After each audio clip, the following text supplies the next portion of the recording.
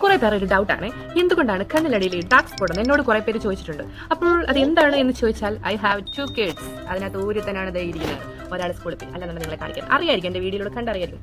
12 മണി കഴിഞ്ഞാലും ഉറങ്ങൂല. റോസിക്കിന്റെ സ്വഭാവവും പ്രവർത്തികളും ഇഷ്ടപ്പെടുന്നില്ലെങ്കിൽ ഈ വീട്ടിൽ നിന്ന് റോസ് ഇങ്ങോട്ടെങ്കിലും പൊക്കോളൂ.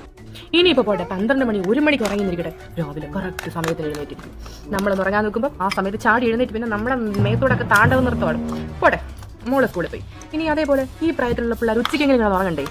ഇവന്നിട്ട് അന്നേരം ഉറങ്ങത്തില്ല. പോട്ടെ, വൈകുന്നേരമെങ്കിലും ഉറങ്ങുമെന്ന് വെച്ചാൽ ഉറങ്ങൂല ഇവൻ. പിന്നെ എങ്ങനെയാ ഇതൊക്കെ മാറുന്നേ? ഞാൻ നല്ലവനാകാൻ തീരുമാനിച്ചു. പിന്നെ നമ്മളൊന്ന് കിടക്കാന്ന് വെച്ച് കഴിഞ്ഞാൽ മേളിൽ കയറി മുടി പിടിച്ച് വലിക്കല്, ചവിട്ടി തേക്കുക, മൂക്കിനിട്ടിരിക്കുക, കണ്ണി കുത്തുക, മൂക്കിനകത്തൂടെ കൈ കയറ്റുക, ഇതൊക്കെയാണ് ഇവരുടെ ഹോബീസ്. അതാണ്. എന്ത് ചെയ്യാനാ? കണ്ണിനടിയിലെ ഡാർക്ക് സ്പോട്ട് നമുക്ക് കേൾക്കുമ്പോൾ വിഷമം വരത്തില്ലേ? നമ്മൾ ഉറങ്ങണ്ടാന്ന് പറഞ്ഞ് കുത്തിയിരിക്കുന്നതാണോ? അല്ല, ഉറങ്ങാൻ സമ്മതിക്കത്തില്ല. പറയുന്ന നിനക്കില്ലേലും കേൾക്കുന്ന എനിക്കില്ലടാ ഒരു ചളുപ്പ്.